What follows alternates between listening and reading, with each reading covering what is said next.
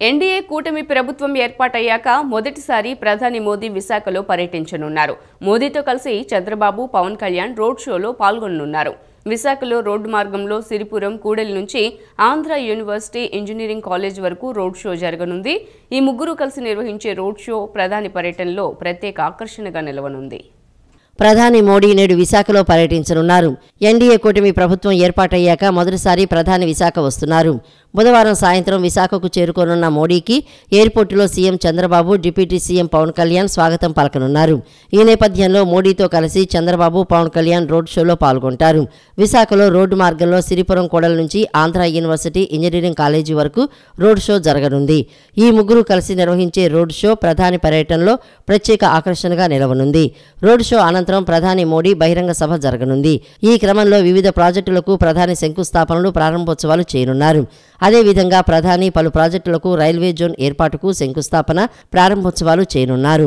అనకాపల్లి జిల్లా నక్కపల్లి మండలంలో NTPC integrated green hydrogen hub, Krishnapatnam industrial hub, నక్కపల్లిలో 2001.8 ఎకరాల విస్తీర్ణంలో 1876.66 కోట్లతో ఏర్పాటు చేసే బల్క్ డ్రగ్ పార్కును మోడీ వర్చువల్గా శంకుస్థాపన చేయనున్నారు.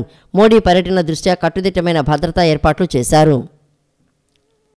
కుప్పంలో ప్రజా సమస్యల పరిష్కారానికి సీఎం చంద్రబాబు వినూత్న కార్యక్రమానికి శ్రీకారం చుట్టారు. సమస్యలపై ప్రజలు అర్జీలు ఇచ్చేందుకు వీలుగా జననాయకుడు వెబ్సైట్ను లాంఛనంగా ప్రారంభించారు. కుప్పంను ఆదర్శ నియోజకవర్గంగా తీర్చిదిద్దుతామని సీఎం స్పష్టం చేశారు. జననాయకుడు పోర్టల్ ద్వారా పార్టీ నాయకులు, కార్యకర్తలు, ప్రజలు తమ దృష్టికి తెచ్చిన సమస్యలను నిర్ణీత సమయంలో పరిష్కారం చూపుతామన్నారు. కుప్పం టీడీపీ కార్యాలయంలో జననాయకుడి కేంద్రాన్ని సీఎం చంద్రబాబు ప్రారంభించారు. రెండో రోజు కుప్పంలో పర్యటిస్తున్న సీఎం సమస్యలపై స్థానికుల నుంచి వినతి పత్రాలు సమర్పించేలా కేంద్రం ఏర్పాటు చేశారు. అదేవిధంగా జననాయకుడు పోర్టల్ సైతం ప్రారంభించారు. కుప్పం నుంచే సమస్యలు, ఫిర్యాదులను ఆన్లైన్లో రిజిస్టర్ చేసేలా ఏర్పాటు చేశారు. నియోజకవర్గ ప్రజలు, పార్టీ కార్యకర్తలు సమస్యలు, విజ్ఞప్తులను సీఎం చంద్రబాబు పరిశీలించారు. ప్రతి కౌంటర్ వద్దకు స్వయంగా వెళ్లి ప్రజల సమస్యలు, వాటి పరిష్కారానికి యత్నించారు. సమస్యల పరిష్కారానికి అక్కడికక్కడే అధికారులకు సీఎం ఆదేశాలు జారీ చేశారు. అనంతరం మీడియా సమావేశంలో చంద్రబాబు మాట్లాడారు. కుప్పం నియోజకవర్గం ఎప్పుడూ టీడీపీనే గెలిచిందని చంద్రబాబు గుర్తు చేశారు. కుప్పంలో ఇంతవరకు వేరే పార్టీ గుర్తు గెలవలేదని అన్నారు. జననాయకుడు పోర్టల్ అందుబాటులోకి తీసుకువచ్చామని, పార్టీ కార్యకర్తలు, నాయకులు తెచ్చిన సమస్యలన్నీ రికార్డు అవుతాయని తెలిపారు. ప్రజాస్వామ్యంలో రాజకీయ పార్టీలకు ప్రాముఖ్యత ఉందన్న సీఎం ఎన్నికల్లో ఇచ్చిన హామీలు నెరవేరుస్తూ ముందుకెళ్తున్నామని స్పష్టం చేశారు. ఏ సమస్య కూడా కాగితం ఒకసారి రికార్డ్ చేసిన తర్వాత అది అయినాక మళ్ళీ కన్సర్న్ పిటిషన్ ఇచ్చిన వారికి చెప్పి నీది క్లోజ్ చేశాం, నీ సమస్య పరిష్కారం చేశామని కూడా చెప్తాం. అది కూడా మా నాయకుల ద్వారానే మళ్ళీ అది కూడా చెప్తాం. ఎందుకంటే రేపు మళ్ళీ ఆ ఊరికి పోయేది ఈయనే, ఓటు అడిగేది ఈయనే అడుగుతాడు. కాబట్టి మా నాయకుడి దగ్గరే చెప్తాం. అతను వాళ్ళకి చెప్పి ఈ సమస్య ఇచ్చారు మన ఎమ్మెల్యే గారికి, ఆయన ఈ సమస్య పరిష్కారం చేశారు, మళ్ళీ వాళ్ళకి ఇన్ఫర్మేషన్ ఇస్తారు. ఇది ఒక లూప్ కింద తీసుకున్నాం. మళ్ళీ దీనికి ఒక పగడ్బందీగా మీరు చూస్తే ఫస్ట్ మాకు రిసెప్షన్ ఉంది. ఇక్కడికి వచ్చినప్పుడు ఎంగేజ్మెంట్ కౌంటర్స్ ఒక 5 పెట్టుకున్నాం. ఇంకొక పక్కన ఇక్కడికి వచ్చినప్పుడు ఎంగేజ్మెంట్ ప్రాసెస్ టీమ్ ఒకటి ఉంటుంది. ఎప్పటికప్పుడు అనలైజ్ చేసుకొని దీనికి ఒక మేనేజర్ని పెట్టాం. ఒక 5 మంది ఇవన్నీ ఏ విధంగా జరిగాయో మళ్ళా పబ్లిక్ ఒపీనియన్ తెప్పించుకోవడానికి కొంతమందిని ఒక టీంని పెట్టుకున్నాం. త్రూ IVRS కానీ డైరెక్ట్గా ఫోన్ చేయడం కానీ ఇవన్నీ చేసి మళ్ళా ఇన్ఫర్మేషన్ తెప్పించుకుంటాం. ఏదో టెక్నికల్గా సమస్యను పరిష్కారం చేయాలి కాబట్టి ఈ డెస్క్ నుంచి ఇంకో డెస్క్ పంపిస్తే లాభం లేదు. జెన్యున్గా సమస్య పరిష్కారం కావాలి. స్కిల్ డెవలప్మెంట్లో భాగంగా టెక్ ఫెస్ట్లను మరింతగా ప్రోత్సహిస్తామని మంత్రి నారా లోకేష్ పేర్కొన్నారు. రాష్ట్ర ప్రభుత్వంలో అనేక శాఖల్లో పైలట్ ప్రాజెక్టులు చేసేలా విద్యార్థుల కోసం జీవో తెస్తామని తెలిపారు. GADPలో ఖచ్చితంగా టెక్నాలజీ వినియోగించేలా తాను మాట్లాడతానన్నారు. విజయవాడ లబ్బిపేటలోని SS కన్వెన్షన్ హాల్లో నిర్వహించిన పాలిటెక్ ఫెస్ట్ 2024-25 కార్యక్రమంలో విద్యా, IT శాఖ మంత్రి నారా లోకేష్ పాల్గొన్నారు. నిర్వాహకులు ఏర్పాటు చేసిన 24 స్టాల్స్ను లోకేష్ సందర్శించారు. ప్రతి స్టాల్ దగ్గర ప్రాజెక్టు వివరాలు తెలుసుకున్నారు. అనంతరం విద్యార్థుల పరిజ్ఞానం అడిగి తెలుసుకుంటూనే వారికి సూచనలు ఇచ్చారు. స్టాల్స్ పెట్టిన వారికి ప్రథమ, ద్వితీయ, తృతీయ బహుమతులు ఇచ్చారు. స్కిల్ డెవలప్మెంట్లో భాగంగా ఇలాంటి టెక్ ఫెస్టులను మరింతగా ప్రోత్సహిస్తామని మంత్రి లోకేష్ నిర్వాహకులతో చెప్పారు. ఈ సందర్భంగా మంత్రి నారా లోకేష్ మాట్లాడుతూ 2018లో అప్పటి సీఎం చంద్రబాబు ఈ టెక్ ఫెస్ట్ ఏర్పాటు చేశారని తెలిపారు. ఈ టెక్ ఫెస్ట్ ఇక్కడితో ఆగకూడదు. జీవితంలో ఏదైనా సాధించడానికి ఎన్నిసార్లు పడినా లేచి నిలబడాలని తెలిపారు. క్రికెట్, కారు, బిర్యానీ తనకు నచ్చేవని అన్నారు. ఏపీ ప్రభుత్వ ప్రోత్సాహంతో అద్భుతమైన ఐడియాలు ఈ ఫెస్ట్లో చూశారని అన్నారు. గ్రామాల్లో కూడా అద్భుతమైన సాంకేతికత ఉందని చెప్పారు. మేడ్ ఇన్ ఇండియా అని ప్రధాని చెప్పిన మాట చాలా ముఖ్యమని పేర్కొన్నారు. ఒక్కొక్క జిల్లాకి ఒక్కొక్క ప్రాధాన్యం ఇచ్చాం. రాష్ట్ర ప్రభుత్వంలోని అనేక శాఖల్లో పైలట్ ప్రాజెక్టులు చేసేలా విద్యార్థుల కోసం జీవో తెస్తామని తెలిపారు. జీఏడీలో ఖచ్చితంగా టెక్నాలజీ వినియోగించేలా తాను మాట్లాడతానని తెలిపారు. Dare to dream, strive to achieve అని చంద్రబాబు చెప్పేవారని మంత్రి లోకేష్ తెలిపారు. పిల్లలకి అద్భుతమైన అవకాశాలు కల్పించాలి. వాళ్ళు చేస్తున్న అనేక ప్రాజెక్ట్స్ ఇతర కాలేజీలు కానివ్వండి, లేదంటే పిల్లలకు కానివ్వండి చూపించాలి అన్న ఆలోచనతో ఇది ఏర్పాటు చేశారు. ఇది ఇక్కడతో ఆగకూడదు. నేను చూశాను ఈరోజు ఐడియాస్ చాలా అద్భుతంగా ఉన్నాయి. ఈరోజు ఇక్కడ ఒక autonomous fire detection and extinguishing system చూసా. ఈశ్వర్ లక్ష్మీ శరణ్య తయారు చేసింది. కొంచెం మీటింగ్కి లేట్ అవుతుంది, నేను మళ్ళీ చూస్తాను, కొంచెం వెళ్తానంటే లేదు సార్ మీరు చూడాలని డెమాన్స్ట్రేషన్ చేశారు. ఫస్ట్ అటెంప్ట్లో పనిచేయాల, సెకండ్ అటెంప్ట్లో కూడా పనిచేయలేదు, థర్డ్ అటెంప్ట్లో కూడా పనిచేయలేదు. పాపం ఈశ్వర్ అయితే చాలా బాధపడ్డాడు. నాతో ఫోటో దిగుతూ కూడా ఫెయిల్ అయ్యాను, చేయలేకపోయానని. మళ్ళీ అతను వెళ్ళి సార్ మీరు ఇంకొక స్టాల్కి వెళ్ళి రండి, ఈ లోపల దీన్ని సెట్ చేస్తానని చెప్పాడు. సెట్ చేశాడు, డెమాన్స్ట్రేషన్ చేశాడు.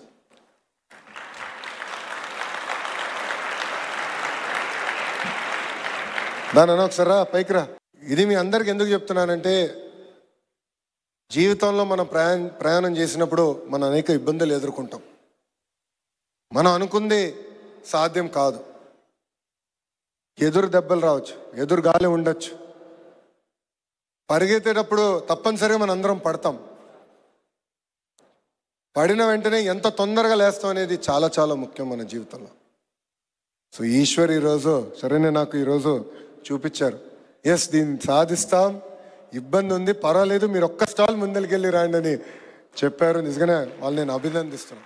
పేదలందరికీ ఇళ్లు పేరుతో గత ప్రభుత్వం మోసం చేసిందని 3.50 కోట్ల దోపిడీ జరిగిందని మంత్రి నిమ్మల రామానాయుడు ఆరోపించారు. ప్రజా వినతుల్లో భాగంగా భూ సమస్యలు, సాగునీటి సమస్యలపై పలువురు వినతులు సమర్పించారు. పలువురు బాధితులకు సమస్యలు అక్కడికక్కడే పరిష్కారం కాగా మరికొన్నింటిని ఆయా శాఖల అధికారుల దృష్టికి తీసుకువెళ్లారు. గత వైసీపీ ప్రభుత్వంలో నవరత్నాలు, పేదలందరికీ ఇల్లు పేరుతో తెనాలి మండలం సంగం జాగర్లమూడిలో దేవస్థానం భూములను నిబంధనలకు విరుద్ధంగా తీసుకుని దేవస్థానానికి చెందాల్సిన 3.5 కోట్లు కొట్టేశారని, దీని వెనుక ఉన్న దోపిడీదారులు, వారికి కొమ్ము కాస్తున్న అధికారులపై చర్యలు తీసుకుని దేవాలయాలను కాపాడాలని బీజేపీ నాయకుడు వై కామేశ్వరరావు టీడీపీ కేంద్ర కార్యాలయంలో జరిగిన ప్రజా వినతుల స్వీకరణ కార్యక్రమంలో మంత్రి Nimmala Ramanaidu, AP Swachhandhra corporation chairman Kommareddy పట్టాభిరాములకు ఆర్జీ ఇచ్చి విజ్ఞప్తి చేశారు. ప్రకాశం జిల్లా సిపిపల్లె మండలం కమ్మవారిపల్లె గ్రామానికి చెందిన వేమూరి సుబ్బారావు విజ్ఞప్తి చేస్తూ తమ గ్రామంలోని చెరువు, ఆనకట్ట, తూములు పూర్తిగా పాడైపోయాయని, అంతేకాకుండా ప్రధాన కాలువ పూడిపోవడంతో చెరువులోకి రావాల్సిన నీరు రావడం లేదని, దయచేసి ఇరిగేషన్ అధికారులు తమ చెరువుపై దృష్టి పెట్టి బాగు చేయాలని విజ్ఞప్తి చేశారు. పశ్చిమ గోదావరి జిల్లా వీరవాసరం మండలానికి చెందిన డి సూర్యప్రకాష్ విజ్ఞప్తి చేస్తూ తమ భూమికి పట్టాదారు పాస్ పుస్తకాలు ఇవ్వకుండా అధికారులు ఇబ్బంది పెడుతున్నారని, దయచేసి తన భూ సమస్యను పరిష్కరించాలని వేడుకున్నారు. తన తల్లికి 92 సంవత్సరాలని, గత ప్రభుత్వంలో కరెంటు బిల్లు ఎక్కువ వచ్చిందని పింఛన్ను కట్ చేశారని, దయచేసి తన తల్లికి పింఛను ఇచ్చి ఆదుకోవాలని విజయవాడ పాయికాపురానికి చెందిన ఎన్ సుబ్బలక్ష్మి విజ్ఞప్తి చేశారు.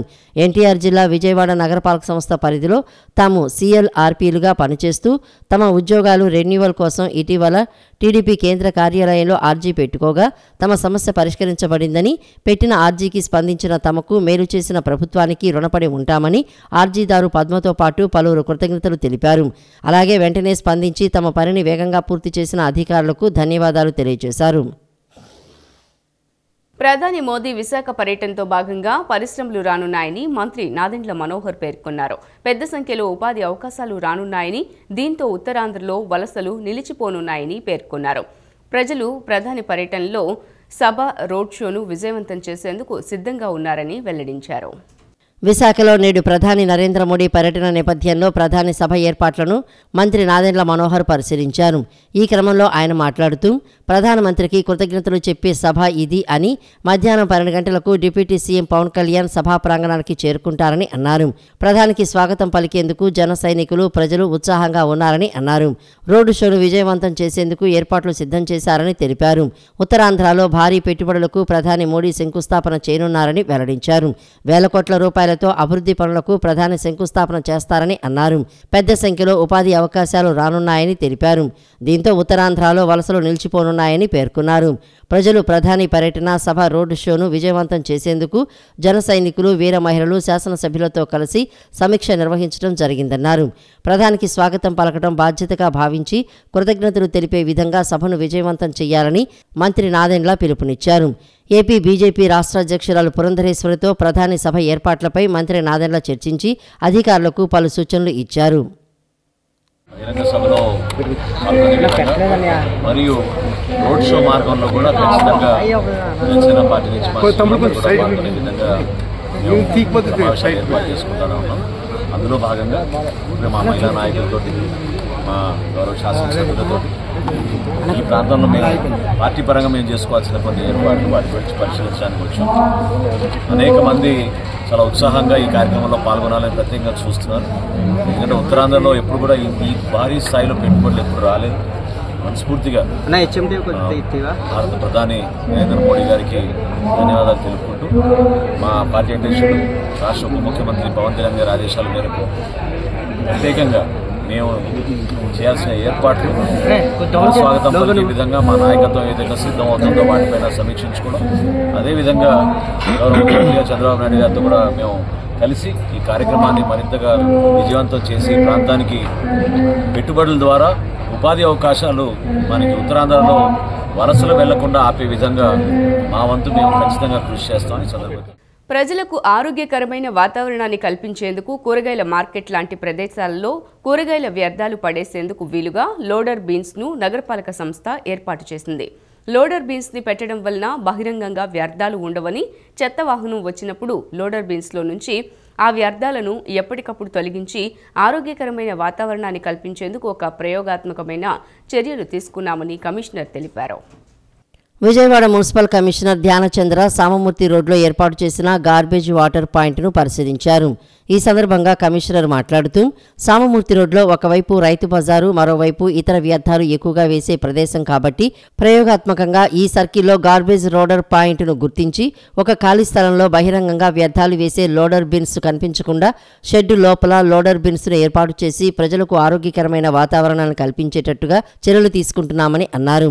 షెడ్డు లోపల లోడర్ బిన్స్ను పెట్టడం వలన బహిరంగంగా వ్యర్థాలు ఉండవని, చెత్త వాహనం వచ్చినప్పుడు లోడర్ బిన్లో నుంచి వ్యర్థాలను ఎప్పటికప్పుడు తొలగించి ఆరోగ్యకరమైన వాతావరణాన్ని కల్పించేందుకు ఒక ప్రయోగాత్మకమైన చర్యలు తీసుకున్నామని తెలిపారు.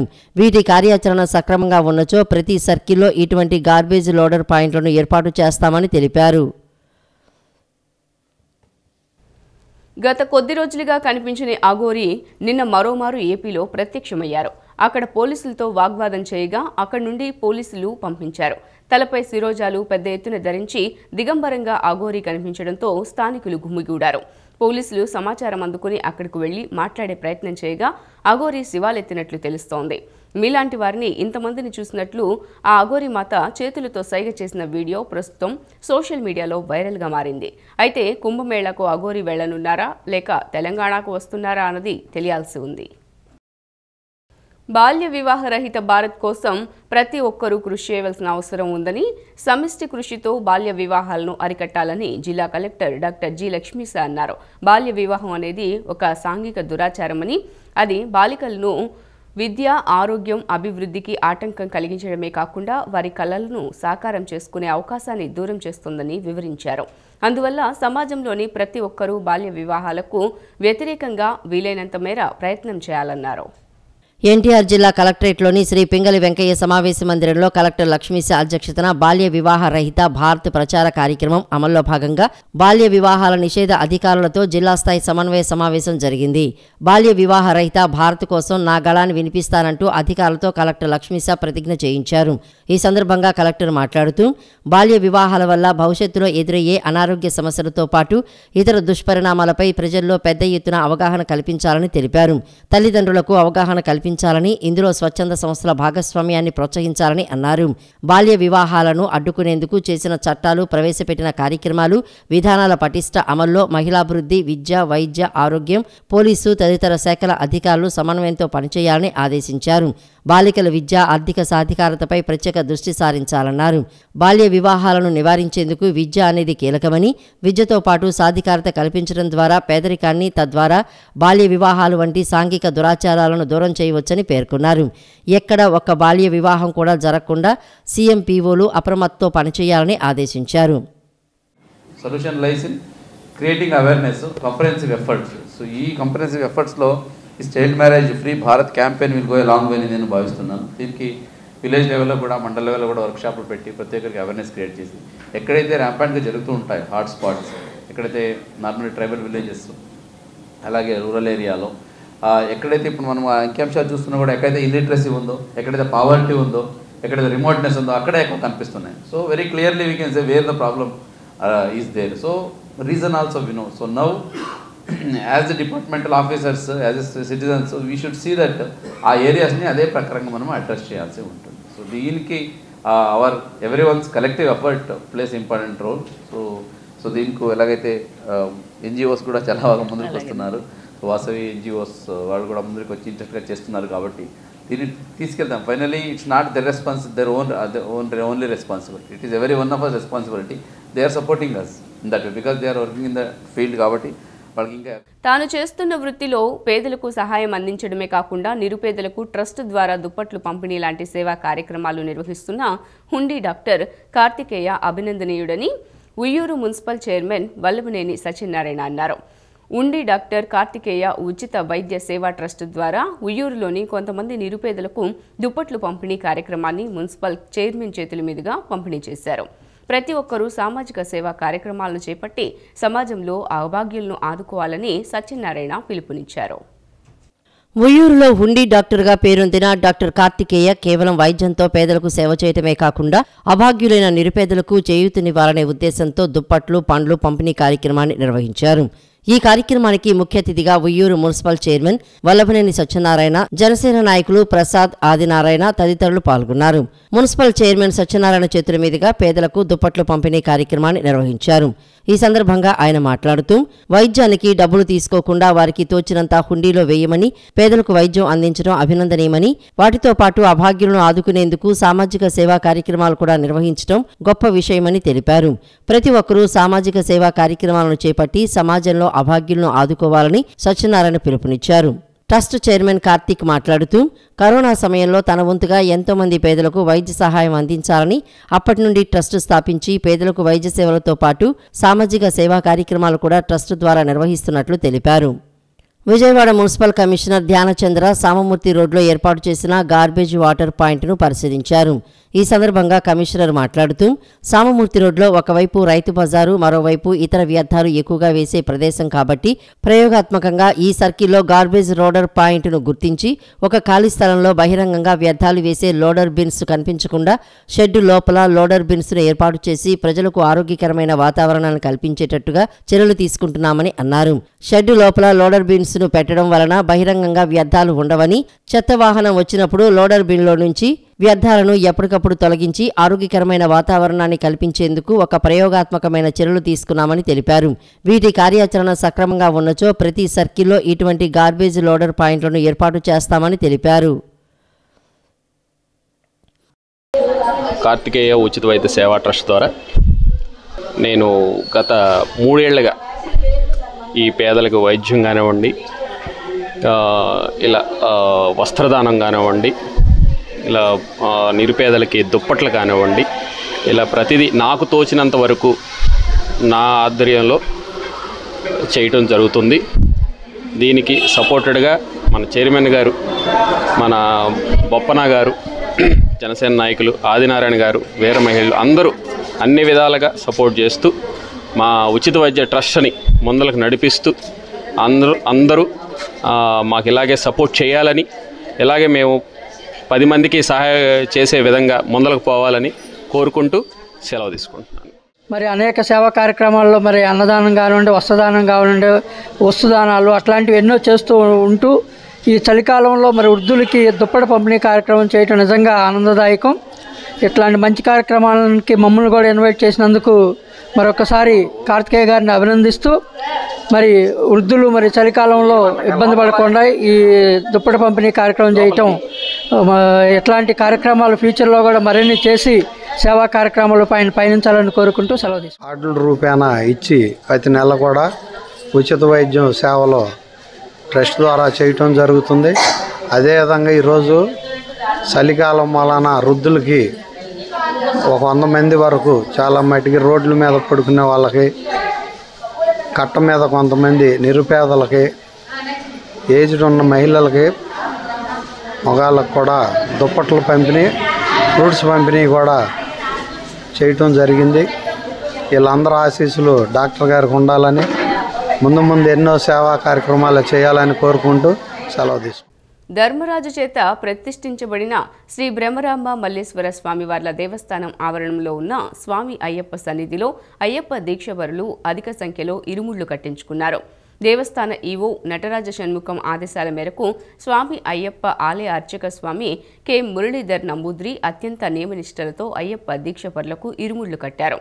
అయ్యప్ప దీక్షపరులు కుటుంబ సభ్యులతో కలిసి స్వామివారి సన్నిధికి చేరుకున్నారు. తొలుత అయ్యప్ప స్వామిని దర్శించుకోవడంతో పాటుగా మిగతా దేవతామూర్తులను దర్శించుకుని ప్రత్యేక పూజలు నిర్వహించుకున్నారు. అయ్యప్ప దీక్షపరుల శరణు ఘోషతో ఆలయ ప్రాంగణం మారుమ్రోగింది. దేవస్థానం ఆధ్వర్యంలో అయ్యప్ప దీక్షపరులకు ఉదయం పూట ఉచితంగా అల్పాహారాన్ని అందజేశారు.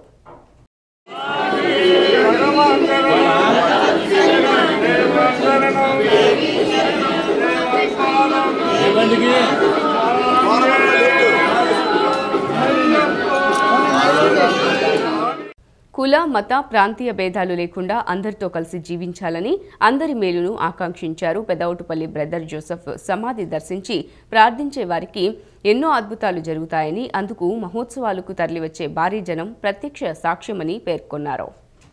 కృష్ణా జిల్లా ఉంగుటూరు పెదవుటిపల్లి బ్రదర్ జోసెఫ్ తంబి 80వ వర్ధంతి ఉత్సవాల సందర్భంగా 4వ రోజు నవదిన ప్రార్థనలు ఘనంగా జరిగాయి. జపమాల ప్రార్థన అనంతరం కోడూరు మాత పుణ్యక్షేత్రం రెవరెండ్ ఫాదర్ పసుపులేటి యుగల్ కుమార్ విశాఖ మేత్రాసనం దివ్య పూజను సమర్పించి కథోలిక శ్రీ సభ నిర్వహించి ప్రత్యేక ప్రార్థనలు చేశారు. ఫాతిమా నగర్ సంఘస్థులు మరియు ఎఫ్సిసి సిస్టర్స్ ప్రత్యేక ప్రార్థనలు, గేయాలు ఆలపించారు. తన సందేశంలో ఫాదర్ యుగల్ శ్రీ సభ క్రైస్తవుల సమూహ ప్రయాణం అనే అంశం గురించి మాట్లాడారు. ఎలాంటి భేదాలు లేకుండా, తారతమ్యాలు లేకుండా అందరూ కలిసికట్టుగా ముందుకు సాగే ప్రయాణమే క్రైస్తవ జీవిత ప్రయాణం. ఈ ప్రయాణంలో అందరూ కలిసి నడవాలి. విశ్వాసంలో ఒకరికొకరు తోడుగా ఉండాలి. వేద హింసలలో విశ్వాసాన్ని బలపరుచుకోవాలి.